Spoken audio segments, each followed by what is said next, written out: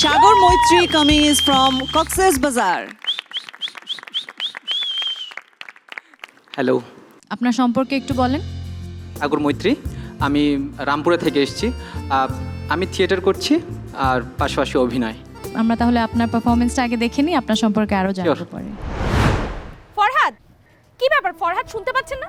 কোথায় যাচ্ছেন আপনি? আপনাকে আমি এত করে ডাকছি, আপনি শুনতে পাচ্ছেন না? বিথি, বিথি, কেন তুমি সময় নষ্ট করছো আমার পেছনে? আর তুমি তো জানোই যে আমি কে। কে আপনি? হয়তো ভালো লোক না। এইভাবে কেন কথা বলছেন? কেন তুমি জানো না? না। বিথি, আমার বাবার কথা তো তুমি সব শুনলে। আমার বাবা, যাকে কিনা আমি ফেরেস্তার মতো ভেবেছি, দেখেছি, সে কিনা আজ। আর আমার বোনকে তো তুমি দেখছোই। বিথি, আমার মনে হচ্ছে কি জানো, আমার মনে হচ্ছে আমার বোন আসলে খারাপ, আর সাথে আমিও। কাউকে যদি দোষ দিতে হয় সেটা তো আসলে আমি। আমার জন্যই আপনাকে এরকম একটা সিচুয়েশনে পড়তে হলো। বন্ধুর কাছে, পরিবারের কাছে, সবার কাছে ছোট হয়ে গেলেন। অন্তত তোমার চোখে তো না, আর সেটাই বা কম কি। তাহলে কেন পালিয়ে যাচ্ছেন আমার থেকে? তুমি বললে যাব না।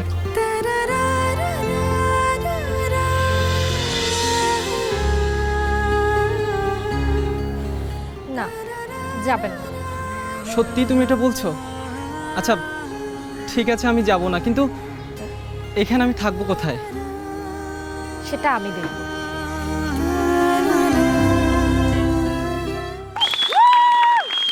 কেমন লাগলো? ভালো, কিন্তু আরো ভালো করা যেত। কোথায় আরও ভালো করা যেত?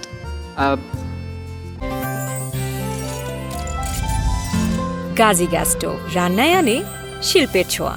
বাবার যে ডায়লগটা দিচ্ছি, ডেপথ অফ ডায়লগটা, ওইটা ইমোশনটা আরও বেশি ক্রিয়েট করা যেত। যে আমি জানতে পারলাম যে আমার বাবা একটা খারাপ কাজ করেছে, তো যে মানুষটাকে আমি ফেরেশতা ভাবলাম, তো ওখানে আরও একটু বেশি আমার মনে হয় যে এক্সপ্রেশন দেওয়া বা চোখের একটু আইবলের একটু শিফটিং, আমার মনে হয়েছে এটা। ক্যারেক্টারটা কি ছিল? ফরহাদ নাম, খুবই শিল্পপতি।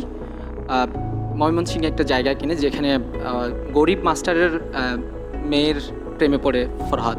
আপনি যদি আবার সুযোগ দেওয়া হতো, আপনি ডিফারেন্টলি কি করতেন?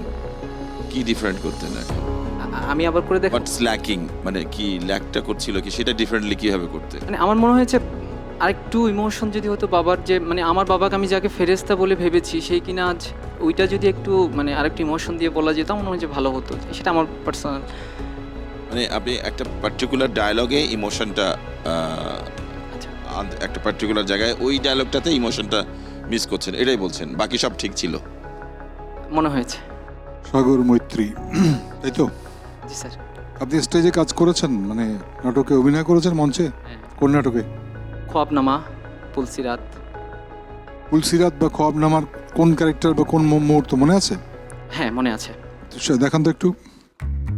মাছ কিন্তু আজকে ধরবো আনে। হ্যাঁ, না না, জাল কি আমি মারবো? তুমি ধরো, আমি জাল মারি। না না, ও না না, না না, না না, না না, 2 মন আড়াই মনের কম হবি না গো। না না না না, আপনি বলছি স্ক্রিনে আর আপনার এই পারফরমেন্স, কি হয়? দুটোর মধ্যে আকাশ পাতাল পার্থক্য কেন? কেন বলেন তো দেখি, কেন বলেন বলেন।